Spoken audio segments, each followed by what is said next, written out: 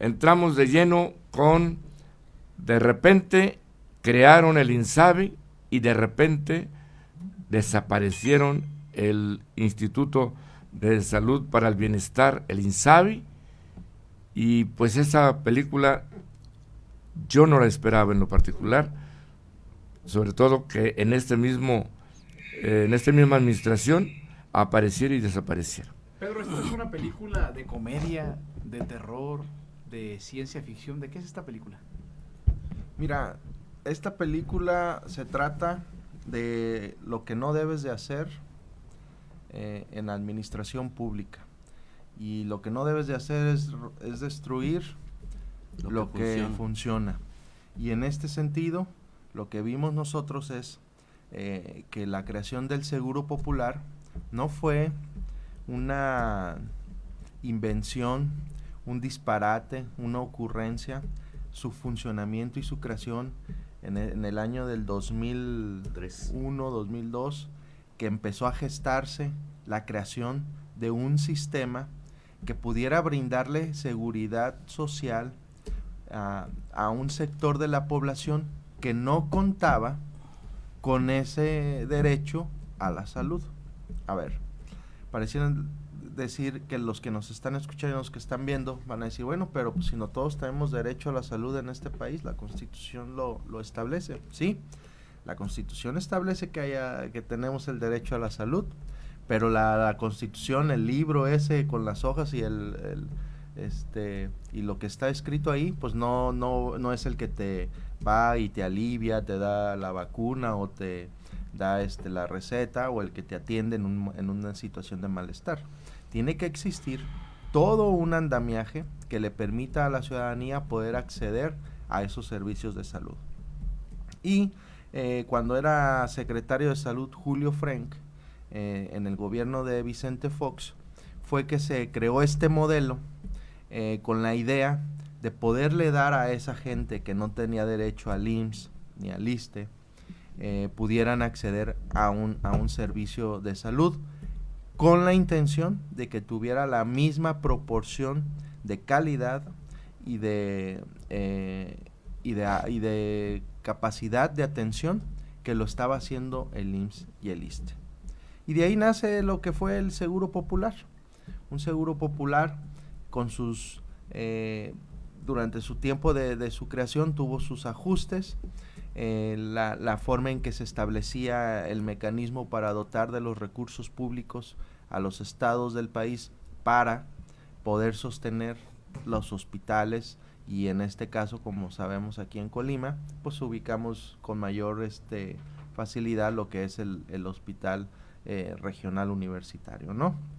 Entonces, este sistema del Seguro Popular, para que se den una idea, durante todo el tiempo que funcionó, cuando se puso a echar a andar en el 2003, hasta que llegó el presidente López Obrador y dijo, ya no, lo voy a destruir, ya no funciona y les voy a crear un INSABI para que tengan una salud como Dinamarca, así dijo, ¿verdad? En ese momento cuando dijo que creaba el INSABI. Pero para que se den una idea de lo que destruyeron, este modelo del Seguro Popular es un modelo que incluso copió Barack Obama en ese momento cuando él quiso ser presidente de Estados Unidos, cuando hablaba sobre el Obamacare, de la manera en que darle los servicios de salud a los estadounidenses que no tenían acceso, porque el sistema en Estados Unidos de salud es totalmente distinto al de aquí, al de México, ¿no? Entonces, para que se den una idea de la importancia de lo que significaba este modelo, que se incluso en algunos países de Latinoamérica empezaron también a quererlo implementar, porque lo que estaba buscando es equiparar el número o el presupuesto de atención de cada ciudadano, equipararlo para que todos tuvieran acceso a la salud. ¿Qué significa con esto de equiparar? Que las personas que, por ejemplo, por decir un número, si una persona que tiene IMSS y es atendido y el Estado o el gobierno le proporciona 200 pesos, por decir, para esa atención, pues el del ISSSTE también debería de tener esos 200 pesos y el del Seguro Popular también debería de tener esos 200 pesos. ¿Qué significaba? Que se buscaba una equidad en la atención y prestación de los servicios de salud. Bueno, lo destruyeron en el 2018, López Obrador dijo que no servía, que era un esquema de salud que tenía más cosas malas que buenas, pero dijo que ya México iba a tener un sistema de salud como Dinamarca, dijo vamos a crear el INSABI y con el INSABI vamos a tener una gran atención médica de todos los mexicanos. ¿Y qué pasó 3 años después? Pues ya hemos visto el desastre que se convirtió el sistema de salud, se dejaron de haber medicamentos, atenciones médicas, insumos, vacunas y toda una serie de desatinos de cómo destruir algo que estaba funcionando, y en este momento estamos peor que antes. Y cuando digo antes, no antes de cuando está el Seguro Popular, antes cuando no existía el Seguro Popular, cuando había cerca de 50 millones de mexicanos que no tenían acceso a la salud.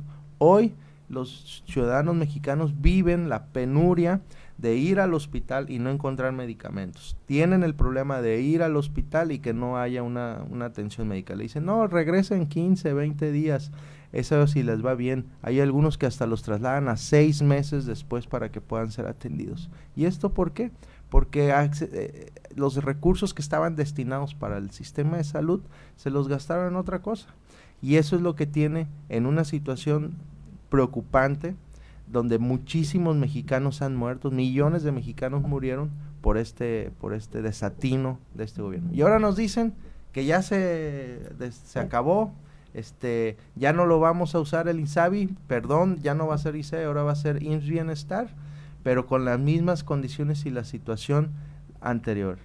En el IMSS Bienestar, que ahora supuestamente sustituye al INSABI, este IMSS Bienestar va a atender a la población, pero la pregunta es, ¿bajo qué esquema van a atender a esta población? ¿Bajo el esquema del IMSS?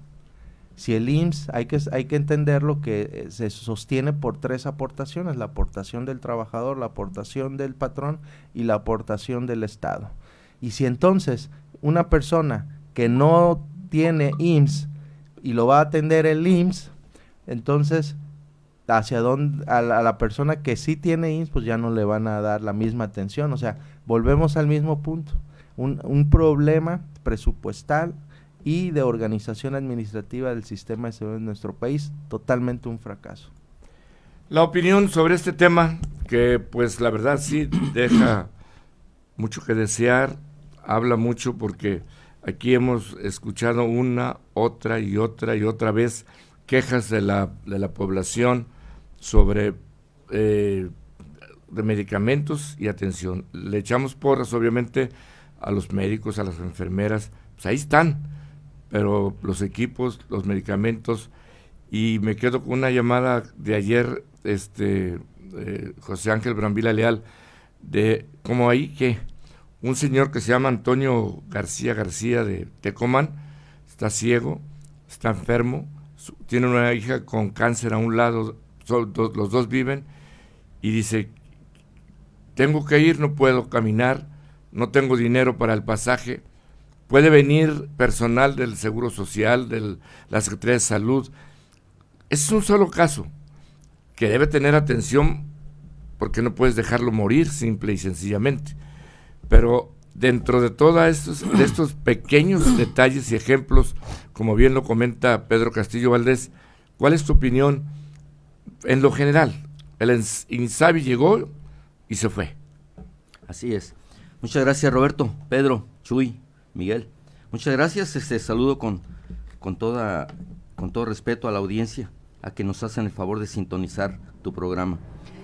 Efectivamente, en el 2020, con mucho entusiasmo, el presidente dio a conocer que se creaba el INSABI. Estamos hablando hace 3 años, y como dijo Pedro hace rato, con platillo, con pompa, se habló de que iba a ser un sistema de salud igual que el de Dinamarca.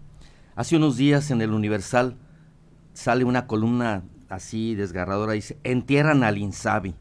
Y de pronto ya la gente no le da importancia, pero cuando dicen entierran al INSABI, estamos hablando de que el sistema de salud efectivamente que atendía a personas que no podían ir ni al Seguro Social, ni al ISSSTE, y menos a las clínicas particulares, tenían una atención de primera en el Seguro Popular, en los hospitales, en el hospital regional en este caso, que además no solo atendía a la gente de Colima, sino de muchas poblaciones de Jalisco y de muchas poblaciones de Michoacán, y los atendía con una alta eficiencia.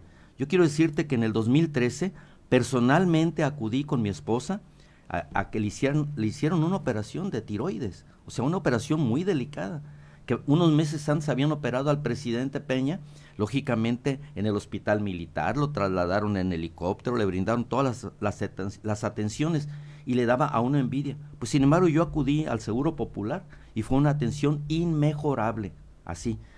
Recuerdo al doctor Eberto, no recuerdo el apellido, Morales Blake, ¿sí? Él fue el que lo operó y la verdad, extraordinariamente bien. Lo dirigía en ese momento el doctor Valtierra.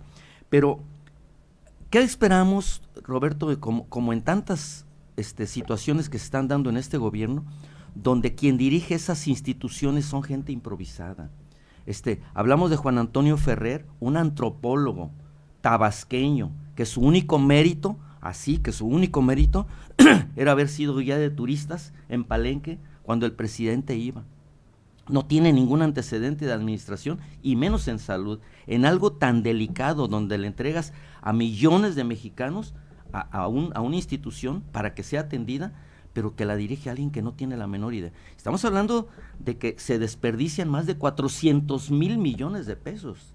Esa cantidad en donde la Auditoría Superior de la Federación está presupuestado. Está presupuestado y se tendría que dar una explicación dónde están esos 400,000 millones de pesos. Ahora, entiende uno, dice, a ver, si no hay INAI, ¿a dónde solicitas información? ¿Sí? Entonces, ¿quién va a dar información de todo eso que se ha perdido? Estamos hablando de que son más de 15 millones de personas que no van a ir ni al Seguro Social ni al ISSSTE, o como dice Pedro, que ahora sí, esos 15 millones de personas van a ir a esas instituciones a saturar más. Sí, y como dice, regresamos a cuando ahora sí que estábamos mejor cuando estábamos peor, en 2003, ¿sí? Cuando realmente no existía el Seguro Popular y sin embargo, pues en primer lugar éramos mucho menos, varios millones de mexicanos menos. Las instituciones funcionaban, había dinero, acuérdate que había excedentes petroleros, etcétera. Ahorita la situación cada vez más angustiosa. Cuando vemos lo que sucedió en Cuba ahora, hace 2-3 días, no hubo desfile del 1 de mayo, que luego vamos a hablar aquí de eso, pero no, un país fantasma, donde la gente no circulan en la calle, tienen médicos cubanos por todas partes, en Venezuela, en México, en todas partes, porque no hay que hacer allá y de dónde viven. Entonces, es una situación muy difícil la que estamos viviendo.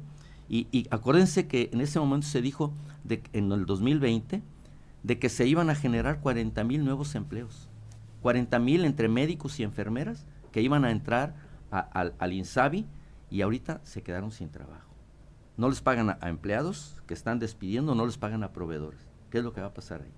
Mira, yo sí creo que debemos de dejar algo muy en claro respecto a este tema sucesorio, adelantado, queriendo ya ahorita determinar quién va a ser el candidato de Morena para suceder a López Obrador. A ver, en primer lugar yo creo que tenemos que entender que todavía falta mucho tiempo para el proceso electoral y entonces hablar ahorita o estar haciendo escándalo de lo que hacen, dicen, dejan de hacer las corcholatas respecto a su carrera política sucesoria, estamos desviando la atención sobre los principales temas que tienen que atenderse aquí en nuestro país. Marcelo Ebrard es una persona que está en la Secretaría de Relaciones Exteriores y tiene mucho trabajo que hacer para resolver sobre la problemática que tenemos con el tema de lo que representa el tema migratorio, lo que ha estado sucediendo respecto a las muertes que ha sucedido de migrantes, lo que tiene que hacer respecto a las relaciones con Estados Unidos. Y entonces, pues tiene muchas cosas que hacer y ahorita estar preocupado en que si va a ser o no va a ser candidato, pues él debería mejor ponerse a trabajar y dar resultados para que ahora sí, en su momento, cuando los tiempos electorales lo permitan, cuando la ley establece que ya debe de uno andar en campaña, pues ya quiera aspirar. Y lo mismo pasa con Claudia Sheinbaum. Ella es gobernadora de la Ciudad de México, tiene muchos pendientes que resolver en su ciudad, hay muchísimas situaciones que la han llevado a ponerla en el ojo del huracán, dado las fallas y problemáticas que acontecen en esa ciudad, y lo que debería de estar preocupada es en dar resultados, en responderle a la ciudadanía de que sí cumpla con lo que prometió. Ahí está el problema de lo del metro, que sigue siendo uno de sus talones de Aquiles, y entonces vemos igual a los otros candidatos, a Dan Augusto López. O sea, no le das importancia a este Para proselitismo. mí, y esa, es que este proselitismo... es que está muy cargado de eventos muy proselitistas, de Por eso, campaña. Pero para mí todos estos eventos proselitistas que se están realizando, ese gasto de dinero, que quién sabe de dónde salga ese dinero, sería interesante saber de dónde sale ese recurso para andar repartiendo periodiquitos que vemos aquí en Colima, gente repartiendo periodiquitos, calcomanías espectaculares. Ojalá dieran respuesta de dónde sale ese dinero.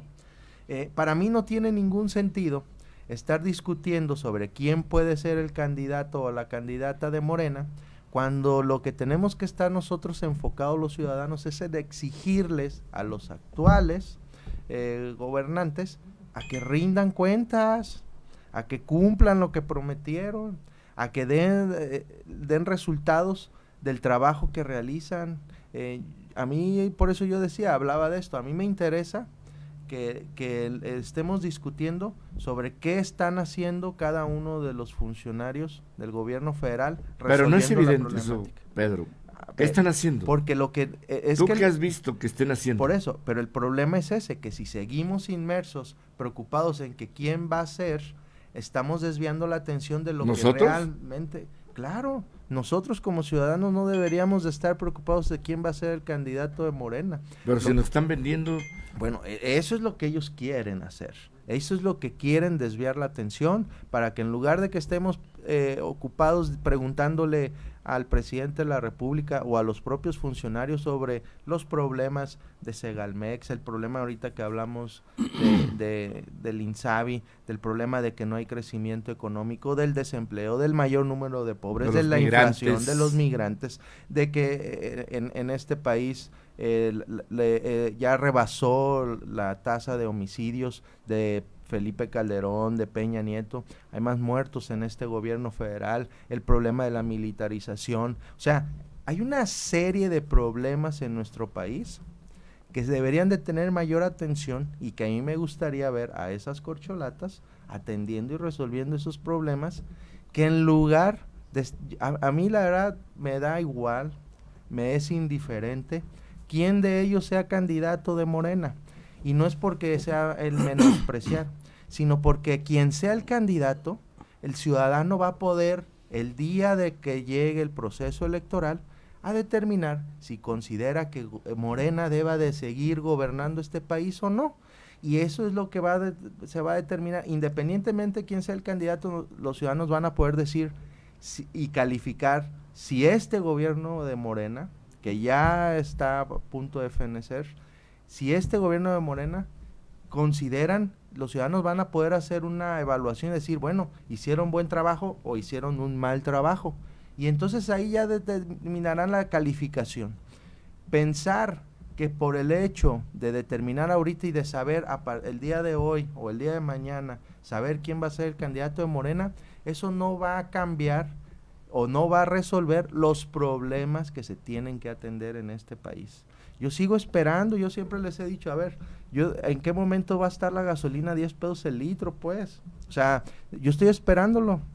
O sea, y en lugar de estar viendo, a mí no me interesa si es Sheinbaum, si es Marcelo Ebrard, no, a mí cúmplanme lo que me prometieron. Ustedes dijeron eso, cúmplanlo.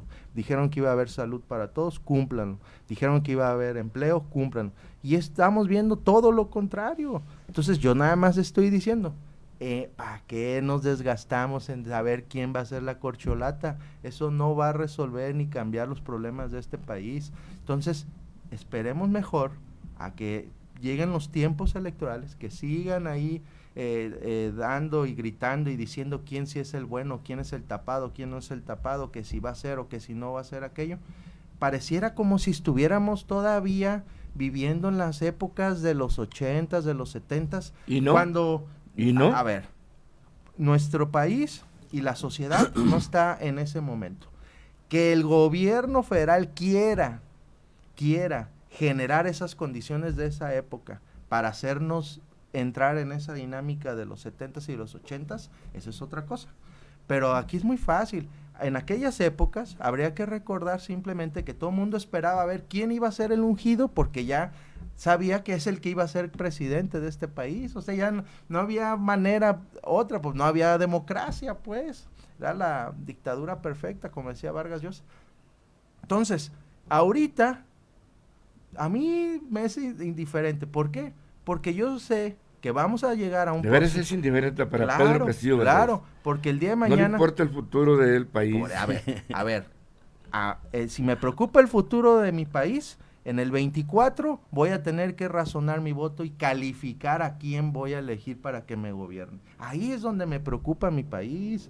A mí no me preocupa mi país estar definiendo a ver quién va a ser el candidato de cada partido político. Es el momento en que ejerzo mi derecho, mi poder en el voto que tenemos los mexicanos. ¿Y habrá esa libertad del 24? Por supuesto, eso es lo que tenemos que estar nosotros pugnando, de que se pueda, que sigamos viviendo ese momento como hasta el día de hoy, que nadie está seguro de que pueda ganar una elección. A mí me da risa cuando escucho que dicen, no, es que ya está definida la elección en el Estado de México, ya está definida la elección en Coahuila. Pues entonces, si ya está definida, entonces ¿para qué hay elecciones? ¿Para qué gastan? Pues ¿para qué?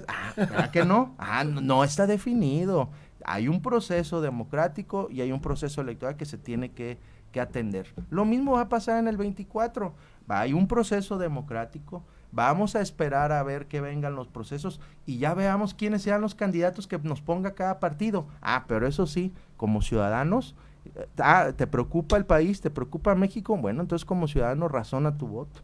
Vas a calificar a Morena, al PAN, PRI, PRD, si hacen alianza, o AMC. Tú calificas y tú determinas qué quieres seguir teniendo como gobernantes. Yo, en mi caso, yo voy a ver, si Morena dijo que iba a hacer esto y no cumplió en 6 años, echándole la culpa de todo a Calderón, pues entonces voy a votar por Calderón otra vez, ¿o qué? Entonces, porque la cosa, todo esto en el país se resuelve con Calderón. No.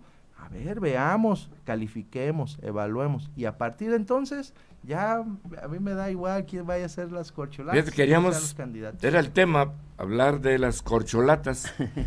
y no dejaste títere con cabeza. No, pues es que, ¿para qué? Porque digo, sí hay un análisis, una explicación, claro, no sé si José Ángel quiere abordar el tema, pero el significado que va a ganar Morena, a Pedro no le importa. Que va a ganar la oposición, a Pedro no le importa. No dijo eso. No, yo creo que queda claro, sí, y dice Pedro, bueno, a mí ahorita nos quieren involucrar desde ahorita en una contienda que todavía ni siquiera empieza, y que no va a empezar ahorita, y que las condiciones van a cambiar, pueden cambiar mucho de aquí al día de mañana. Lo que sucedía en el Estado de México hace 2 meses que decían, no, pues ya está definido, es Delfina. Sin embargo, viene un debate y Alejandra del Moral resurge y empiezan las dudas. O sea, gente que de alguna manera le daba lo mismo, cuando escucha un debate, empieza a decir, caray, ¿y por qué le tengo que dar mi voto al que se supone que le iba a dar? Yo creo que, pero tampoco es un tema ocioso, independientemente de que se tienden cortinas de humo para que no se aborden temas importantes, pero tampoco es ocioso hablar de las corcholatas ahorita, porque de alguna manera es lo que la gente trae, es el tema, y nos han metido, y de pronto cuando vemos en cada una ¿El pueblo o la clase política? La clase política es la que lo ha metido al pueblo, o lo quiere meter al pueblo, pero la gente está más preocupada por comer, la gente está más preocupada porque le den su mensualidad o su bimestre que le da el gobierno de la República, porque cada vez hay menos dinero y no está ajustando. Cuando vemos ahorita que desaparece el INSABI, la gente que acudía con toda la naturalidad del mundo, que no estaba en el Seguro Social y acudía al hospital, ya no va a poder acudir porque le van a decir no hay, y entonces va a tener que comprar sus medicamentos. Y aquí vienen los problemas graves.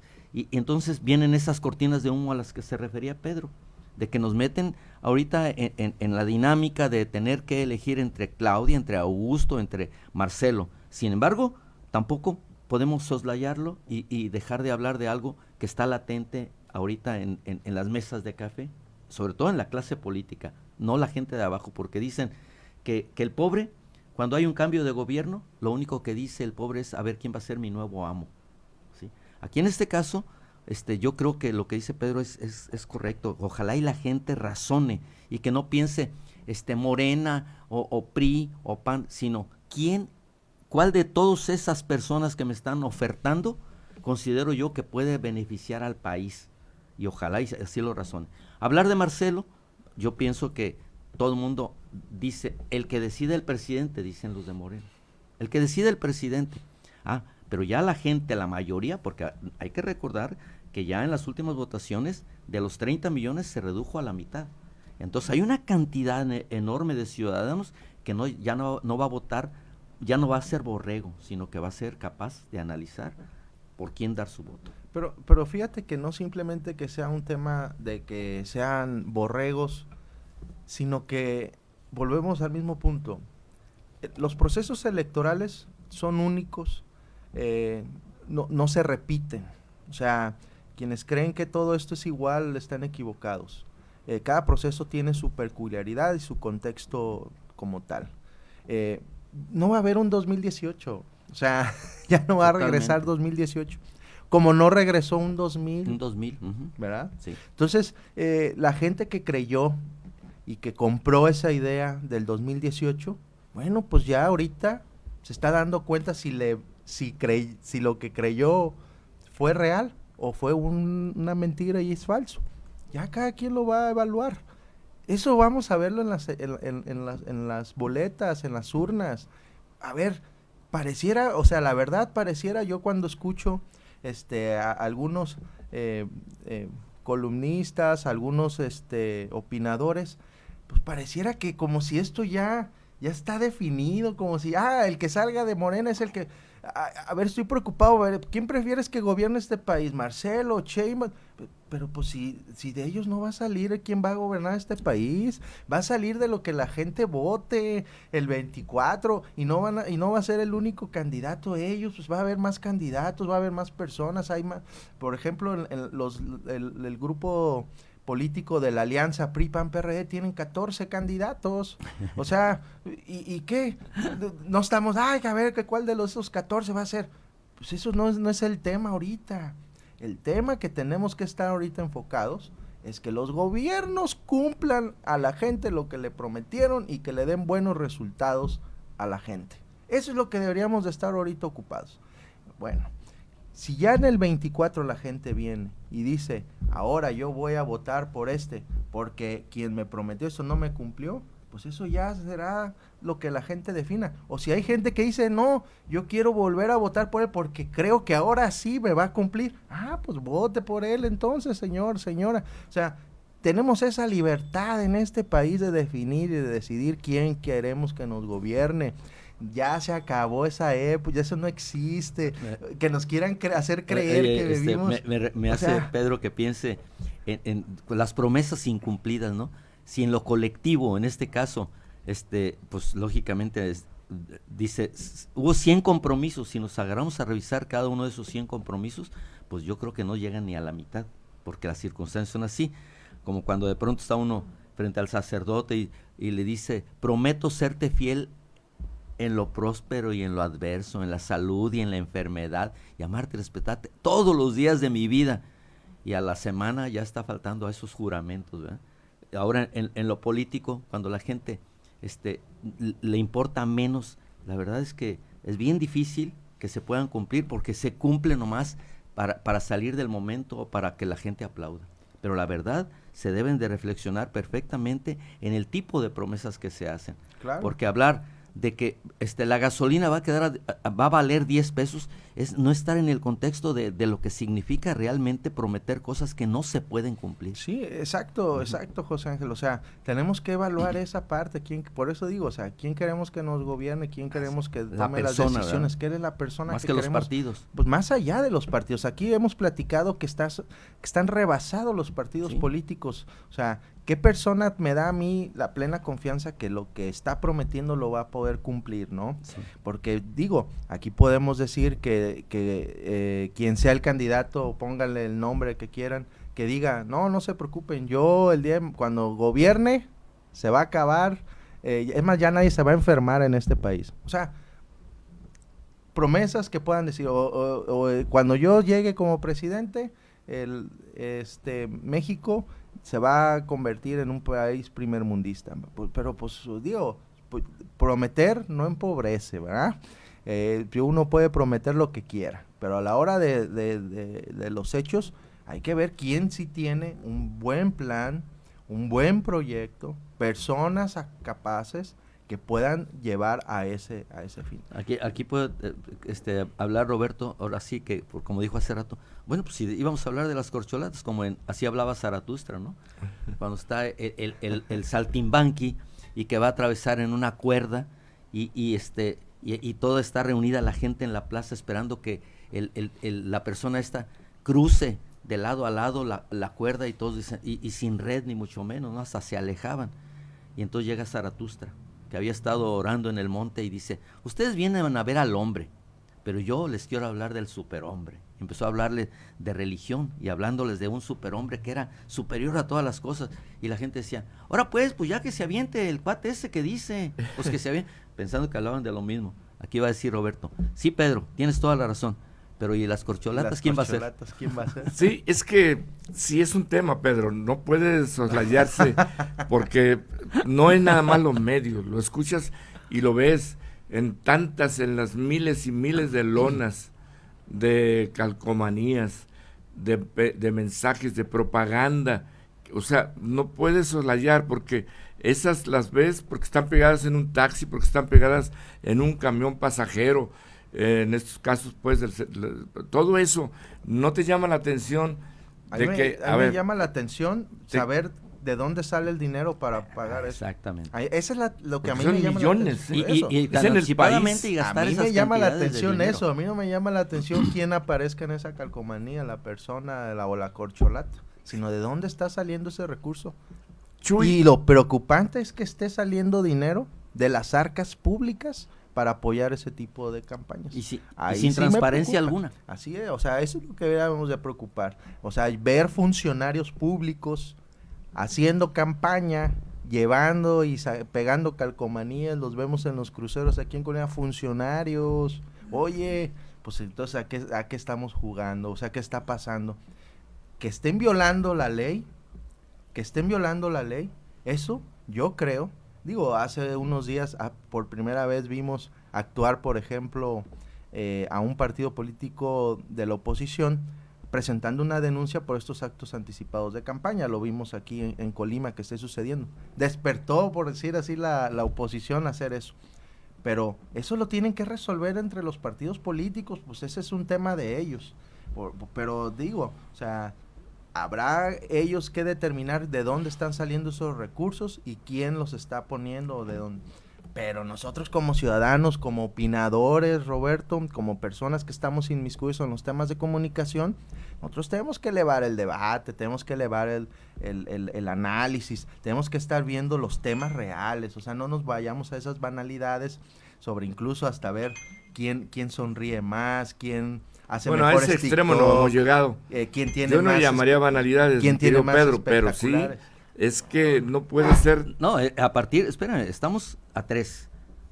El mes que entra empieza el año, el último año, antes de las elecciones.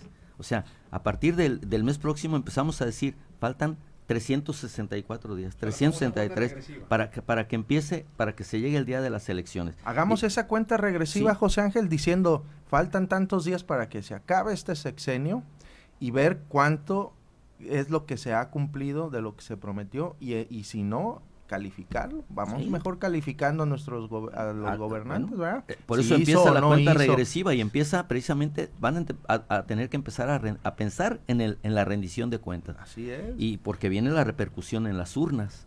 Y hablando de banalidades, Pedro, el presidente Andrés Manuel López Obrador llegó hace 6 años, bueno, cuando lo eligieron, con todas las esperanzas de un cambio, de una transformación realmente que beneficiara a la sociedad. Y en esas banalidades que tú dices, pues realmente la gente ahora dice que se equivocó, mucha gente, muchas, Sí. miles. ¿Sí? Y no es y fue producto, ¿por qué no decirlo? De que también los medios de comunicación dejaron pasar o echaron su pecho al agua con preferencias, con corazoncitos a favor, en contra de cada uno, Pedro. A ver, hay que entender que el electorado, cuando la gente va a votar, en su mayoría lo hace con sentimiento. Esa es la realidad. Esa es la realidad de nuestro México. Los mexicanos vamos bajo ese sentimiento. Y López Obrador llega a gobernar este país por un sentimiento social generalizado, de una condición de hartazgo social de lo que veíamos con un presidente como Peña Nieto, el cual sigue feliz y contento. Es más, el López Obrador ni lo menciona ni nada, ¿verdad? Pero bueno, eso ya es otra cosa.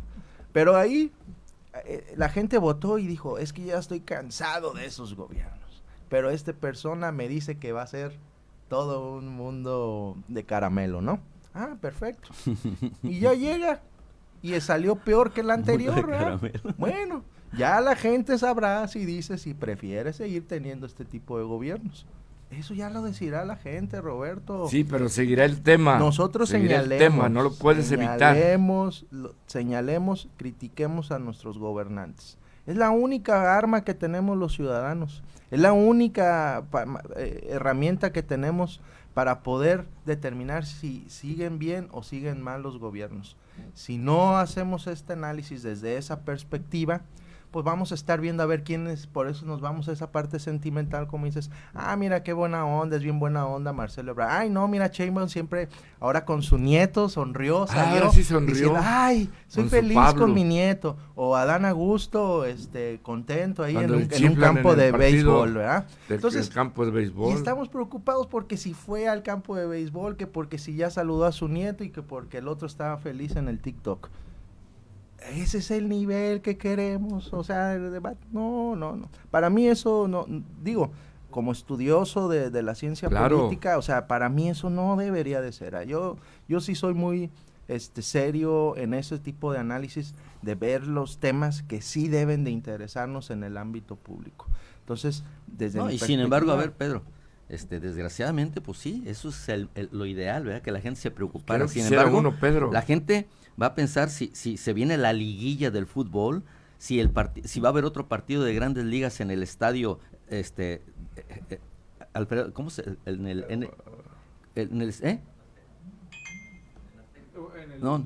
el estadio de béisbol, etcétera. Y de hecho, miles mil millones de personas, en vez de estar pensando con esa seriedad que exige Pedro y que creo que tiene toda la razón, sin embargo la gente dice, oye, que el rey y la reina en Inglaterra se van a sentar en sillas que se fabricaron hace 200 años y que les van a cambiar terciopelo y que les van a, porque desgraciadamente a la gente le tienen que dar pan y circo. La frivolidad. Sí, la frivolidad. Y difícilmente la gente se va a enfocar ahorita en temas como los que está diciendo Pedro. Deberíamos de estar pensando. Deberíamos. Pues sí, desgraciadamente no es así. La gente quiere saber en este momento, dice, oye, y Adán, y Claudia, y Pedro, decir, no, ese no es tema. No, pues para mí no, sí. Pero también es tema, por ejemplo, la inseguridad. ¿Qué se está haciendo? Hablemos de eso. Pues, y la inseguridad permea. Los abrazos, abrazos no balazos. Ampliada en todo el país. La militarización del país. ¿Mensaje? ¿En qué quedamos? Acá. ¿En qué estamos? ¿En qué condición estamos? Eso es lo que deberíamos de estar debatiendo. ¿Qué se está haciendo en este país? Vimos lo de Matamoros en Tamaulipas. Y sale el gobernador de Tamaulipas a decir, Américo Villarreal, No pasó nada. Bueno, o sea, Sí, hubo bloqueos, pero no más por un ratito. Imagínense nada aquí más. ya hay dos preguntas que hacen, Pedro. Yo tengo una pregunta. ¿Los gobiernos pasados han cumplido todo lo que cumplieron en su momento? Es una. Buenos días, profe Jorge. La persona que invitó es del PRI. Nunca criticó a ese partido y de Morena está sobre de él. Hágale una pregunta, que hay decisiones de casa presidentes, buenas y malas. Hasta uno se equivoca en el voto. Hay que dejar que que gobierne. Y en mi opinión, estamos mejor que antes. Bueno, esa es su opinión. Si él está mejor que antes, qué bueno, me da mucho gusto. Y yo vuelvo a repetir, es muy fácil que algunos quieran demeritar las opiniones que uno vierte, queriéndonos colocar o señalar en X o Y partido político o en cualquier costal, ¿no? O que no se criticaba anteriormente. Pero el problema es ese, o sea, que bajo esa dinámica quieren silenciar la crítica. Pero el problema, o más bien es que no se han dado cuenta que lo que estamos nosotros aquí diciendo fue lo mismo que dijimos hace 6 años y que hemos dicho durante todo este tiempo en este ámbito de nuestro análisis político. Por supuesto que se criticó, pues si aquí lo estoy diciendo, que dado ese hartazgo de esos gobiernos priistas de Peña Nieto, pues por supuesto que por eso está ahorita López Obrador. Claro. Y ese mismo hartazgo de la falta de cumplimiento, de los errores que se han cometido, de la situación y de la condición que estamos viviendo en un problema económico, en la inseguridad, o sea, todos los temas que estamos, pues ese hartazgo también le va a dar a la población. Si esta persona, él se siente contento, feliz y seguro, bueno, me da mucho gusto que me invite ahí donde él está para también sentirnos en esa misma condición. Pero eso no puede nublar o eximir la crítica que tengamos que hacer a nuestros gobernantes. Hacen cosas buenas, hacen cosas malas. El tema aquí es que las malas son mayores a las buenas. Y esas mayores pues nos tienen una condición crítica en este país, en una situación en la que, pues ya... Bueno, lo hemos dicho en otras ocasiones, quien habla, quien se toma el trabajo de hablar para hacer una crítica o externar una opinión, a mí se me hace valiosísimo, ¿no? Y qué bueno que esta persona lo dice y exige desde su punto de vista que se digan cosas que él piensa que se deben de decir o que él cree que no se habían dicho. Claro, si revisa nuestros trabajos de muchos años, de más de 15 años, en el caso nuestro estoy seguro que va a encontrar con que criticábamos y muy duro a Peña Nieto, a Elbester Gordillo, a todos los personajes que en su momento tenía uno que criticarlos. Porque eran los que gobernaban. Los que gobernaban y no se puede uno quedar callado. El que entra a gobernar está expuesto a eso. Al escrutinio público. Y claro, a ver, ahí tenemos a Pepe Mújica con sus 5 años en Uruguay, un hombre que salió aplaudido porque efectivamente él ahora sí que predicó que iba a vivir austeramente y así vivió, y ahora después lo criticaban. Oye, es que es demasiado pobre. Pues sí, es que yo no quiero tener cosas que me coarten mi libertad. Pero Pepe Mújica no tenía sus hijos que hacían negocios, ¿verdad? Esa es la diferencia. Esa es la diferencia, a costas del padre, ¿verdad? Pero eso es algo que hay que reflexionar y que ojalá la población entre en esa dinámica, ¿no? Se quedaron varios temas muy interesantes, no sé si también hablando de frivolidades y banalidades, pues en la próxima hablemos del entronamiento de Carlos III, rey de Inglaterra, que llega viejo y cansado al trono del imperio británico, y quedaron temas locales muy importantes, y de aquí recordar rápidamente, no sé, en un minuto porque ya nos pasamos, a nuestro amigo Roberto Chapula de la Mora, que su muerte pues trágica. Ayer cumplió un año. Y lo teníamos como tema porque pues casi se desgarraron las vestiduras en el Congreso del Estado, de una manera tal que había que criticarla. Se rasgaron algunos las vestiduras, pero ojalá que los diputados, que esos que se rasgaron las exijan el esclarecimiento exijan el esclarecimiento, pero también por lo menos honraran la memoria de Roberto Chapula respetando la ley, ser Que respetuosos se de la hagan Constitución. portavoces de las exigencias Pues que él claro, hacía en de el las Congreso. causas sociales que era. Sí. Roberto Chapula fue un ícono de la Sí, política, sí. una persona que tuvo su propio estilo de hacer política Así es. y cercano con la gente, ¿verdad? De los de abajo. Totalmente Ese era de acuerdo. ese Roberto Chapula, y que lo que decía hacía, o sea, era una persona que no se andaba con medias tintas y decía lo que tenía que decir a su estilo, a su forma, pero, Ok. pero era lo que él decía, se hacía, y respetaba ese valor de la palabra. Imagínate, los que estaban ahí rasgándose las vestiduras, incluyendo el que quedó en su lugar, por él debería darle vergüenza. O sea, debería sentirse Lo dejó mal. al verde y, Oye, y cambió.